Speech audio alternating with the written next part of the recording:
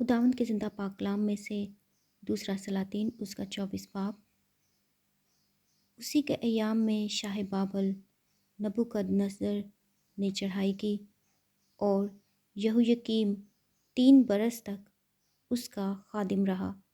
تب وہ پھر کر اس سے منحرف ہو گیا اور خداوند نے کسدیوں کے دل اور ارام کے دل اور مواب کے دل اور بنی عمون کے دل اس پر بھیجے اور یہودا پر بھی بھیجے تاکہ اسے جیسا خداوند نے اپنے بندوں نبیوں کی معرفت فرمایا تھا ہلاک کر دے۔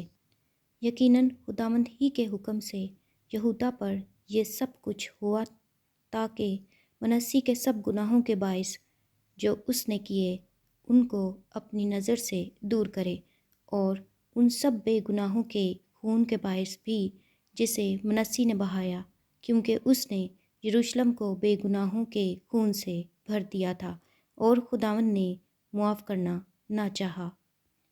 اور یہویکیم کے باقی کام اور سب کچھ جو اس نے کیا سو کیا وہ یہودا کے بادشاہوں کی تواریخ کی کتاب میں قلم بند نہیں۔ اور یہویکیم اپنے باپ دادا کے ساتھ سو گیا اور اس کا بیٹا یہویاکین اس کی جگہ بادشاہ ہوا۔ اور شاہ مصر پھر کبھی اپنے ملک سے باہر نہ گیا، کیونکہ شاہ بابل نے مصر کے نالے سے دریائے فرات تک سب کچھ جو شاہ مصر کا تھا لے لیا تھا۔ یہودا کا بادشاہ یہویاکین۔ اور یہویاکین جب سلطنت کرنے لگا تو 18 برس کا تھا اور یروشلم میں اس نے 3 مہینے سلطنت کی۔ اس کی ماں کا نام نحشتہ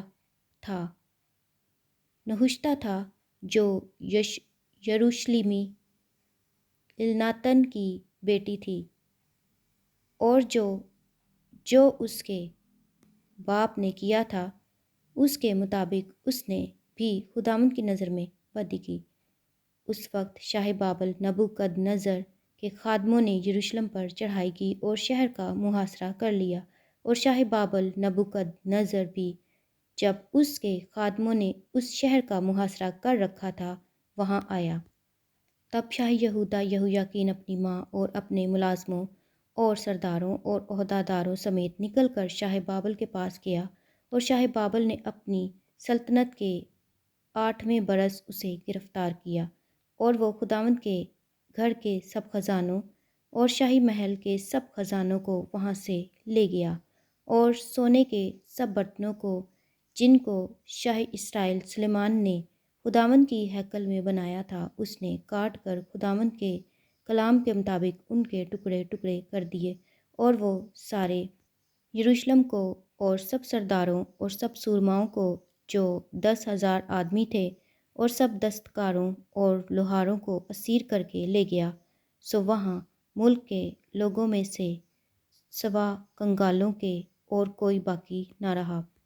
اور یہویاکین کو وہ بابل لے گیا، اور بادشاہ کی ماں اور بادشاہ کی بیویوں اور اس کے عہدیداروں اور ملک کے رئیسوں کو وہ اسیر کر کے یروشلم سے بابل کو لے گیا، اور سب طاقتور آدمیوں کو جو 7,000 تھے اور دستکاروں اور لوہاروں کو جو 1,000 تھے اور سب کے سب مضبوط اور جنگ کے لائق تھے شاہ بابل اسیر کر کے بابل میں لے آیا۔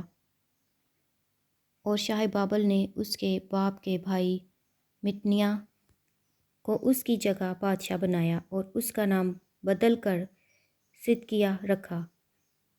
یہودا کا بادشاہ صدقیہ۔ جب صدقیہ سلطنت کرنے لگا تو 21 برس کا تھا، اور اس نے 11 برس یروشلم میں سلطنت کی۔ اس کی ماں کا نام حموتل تھا جو لبنائی یرمیہ کی بیٹی تھی، اور جو یہویاکیم نے کیا تھا اسی کے مطابق اس نے بھی خداوند کی نظر میں بدی کی، کیونکہ خداوند کے غضب کے سبب سے یروشلم اور یہودا کی یہ نوبت آئی کہ آخر اس نے ان کو اپنے حضور سے دور ہی کر دیا، اور صدقیہ شاہ بابل سے منحرف ہو گیا۔ کلام مقدس کے پڑھے اور سنے جانے پر خداوند کی خاص برکت ہو۔ خدا کا شکر ہو، آمین۔